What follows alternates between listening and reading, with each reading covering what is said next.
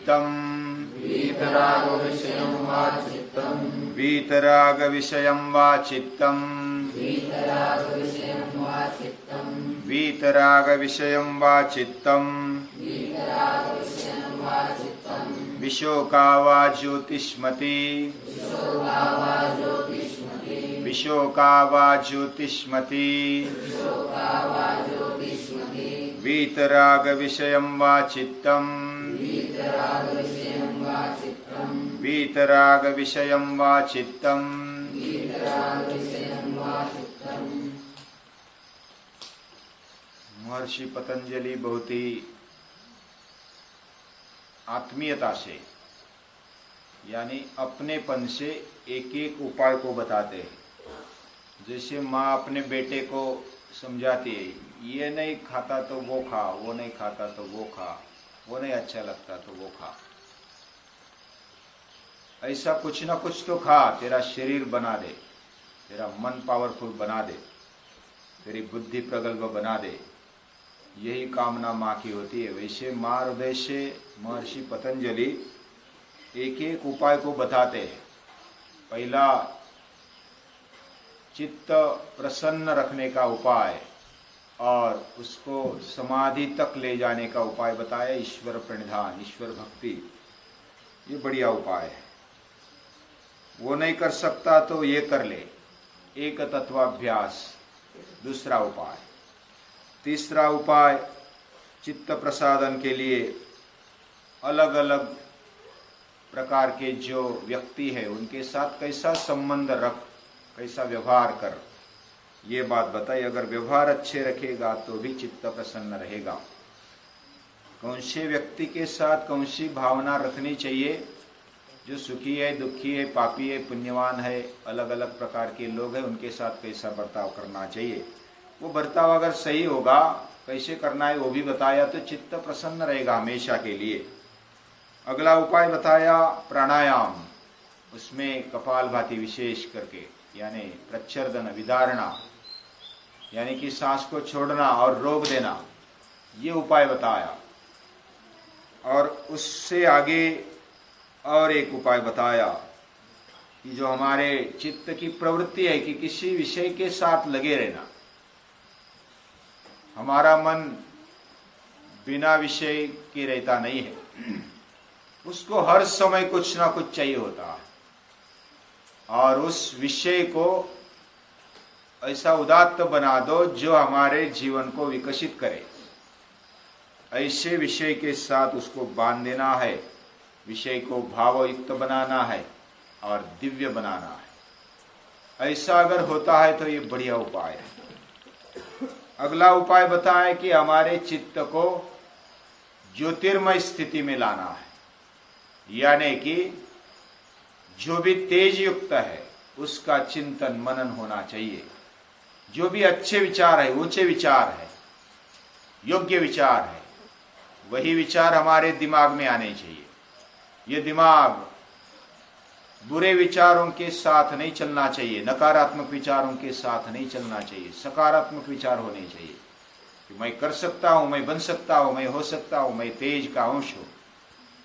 ये बातें हमारे दिमाग में हमेशा होनी चाहिए, और ये बातें जब होगी तब हमारा चित्त प्रसन्न रहेगा और ऊंचे स्थान पर रहेगा।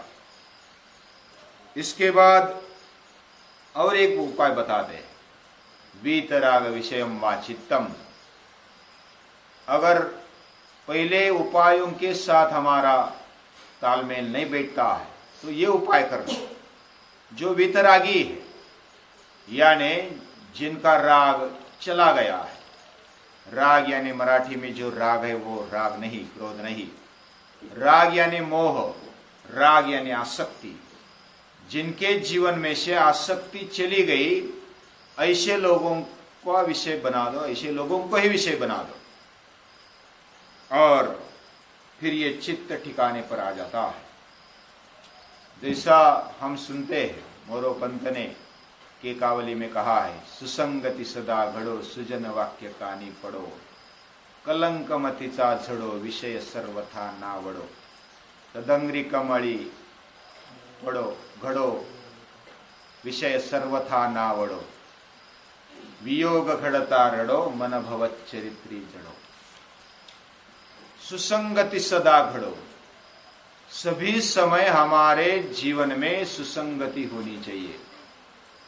विचारों के साथ संगति करना ये एक बात है, विचारों के साथ संगति नहीं कर सकते, अच्छे विचार नहीं रख सकते, तो ऐसे व्यक्तियों को साथ में रखो जो हमारे लिए प्रेरक बनेंगे। ये हमारे संत भी कहते हैं, बहुत सुकृताची जोडी म्हणून विठ्ठली आवडी। बहुत सुकृताची जोड़ी, बहुत सुकृत करते तब विठ्ठल का एक लगाव लग जाता है, और उस लगाव के लिए संगति चाहिए, सुसंगति चाहिए, अच्छी संगति चाहिए। जैसे कोई ऐसा तुकाराम महाराज बोलते हैं कि जो अंगूर का पेड़ है वो किसके संगति में चला गया? नीम की संगति में चला गया, कड़वे नीम के संगति में, तो वो कटु हो गया, कड़ू हो गया। यानी मूल के साथ वो कटु हो गया। संगति का इतना परिणाम होता है। हम धूप में रहते हैं तो गर्म हो जाते, हम बर्फ में रहते हैं तो ठंडे हो जाते। धूप की संगति ले ली तो गर्म हो गए, और बर्फ की संगति ले ली तो ठंडे हो गए। ये संगति का परिणाम है। हम ठंडी के ऋतु में अग्नि के पास जाते हैं और सेकते हैं, अपने पूरे अंग को सेक लेते हैं। तो संगति हमें चाहिए। संगति के कारण हमारे जीवन के ऊपर प्रभाव पड़ता है, जीवन प्रभावित होता है। और वो प्रभावित क्यों ना हो, होता ही है। जैसे कोई दिव्य आत्मा के साथ हम रहेंगे, वीतरागी के साथ रहेंगे तो उसका प्रभाव पड़ेगा। जैसे सूर्य के साथ रहते हैं, सूर्य का अस्तित्व केवल हमारी ऊष्मा को बनाए रखता है, केवल अस्तित्व मात्र, वो हमारे लिए हमारा जीवन हो जाता है। यानी इतना सुसंगति का परिणाम है। और वीतराग जो है, जिसने अपने राग को निकाल डाला है, राग यानी आसक्ति को निकाल डाला है, मोह को निकाल डाला है। मोह और प्रेम इसमें बदल होता है, इसमें फर्क होता है। मोह में आसक्ति है और प्रेम में निष्कामता है। मोह में चिपके रहना, जैसे कोई चाय पीता है और चाय पीते पीते इतना वो आसक्त बन जाता है, इतना मोहित हो जाता है, उसको व्यसन लग जाता है कि चाय के बिना मैं फ्रेश ही नहीं होता, चाय के बिना मेरा चलता नहीं है, या तो तमाकू के बिना मेरा चलता नहीं है। वो आसक्त हो गए, वो रागी है। रागी यानी आसक्त है, उसको लगन लग गई है। तो लगन लगानी ही है तो किसकी लगा लो? जो वीतरागी उसकी लगन लगा लो, जो अनासक्त है उसके साथ रह लो। और जब विचारों के साथ, जैसे व्यक्ति के साथ हम समझो कि नहीं रह पाते, तब विचारों के साथ रहो, यानी उनका विचार करो जो वीतरागी है। यानी शुकदेव को याद कर लो, या तो स्वामी विवेकानंद को याद कर लो, या तो शिवाजी महाराज को याद कर लो, या तो स्वामी दयानंद को याद कर लो, या तो भगत सिंह को याद कर लो। भगत सिंह वीतरागी है, मृत्यु के साथ झगड़ते हैं। संभाजी को याद कर लो, मृत्यु के साथ झगड़ते, मृत्यु के साथ ऐसे ही कोई झगड़ता नहीं है। जो वीतरागी है, जिसके जीवन में मोह निकल गया है, वह अपने जीवन से आसक्त नहीं रहता है। जो मृत्यु से डरता नहीं है, वह जीवन से आसक्त नहीं होता। और मृत्यु से भी आसक्त नहीं, यानी कि मृत्यु भी उसको डरा नहीं सकता है, और जीवन भी उसको मोहित नहीं कर सकता है। ऐसा जीवन जिसके पास है, वो है वीतरागी। वीतराग विषयम वाचित्तम। वीतरागी कौन है? जिसने अपने जीवन से, पहले हमने एक सूत्र में पढ़ा था कि भव प्रत्ययो विदेह प्रकृति लया नाम। विदेह, विदेही स्थिति वाला वो वीतरागी है।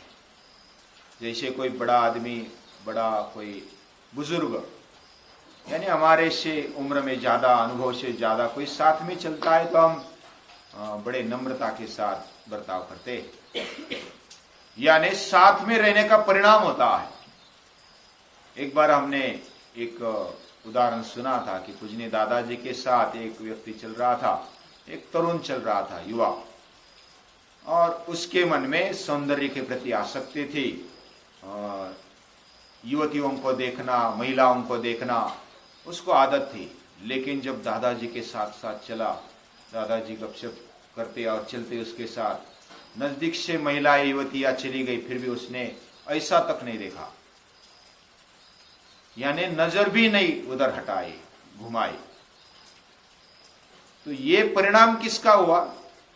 जो संगति है उसका परिणाम हुआ। जैसे कोई असाधारण व्यक्ति या तो बुजुर्ग व्यक्ति हमारे साथ रहता है तो अनायास हमारा विचार, हमारा बर्ताव बदल देते हैं।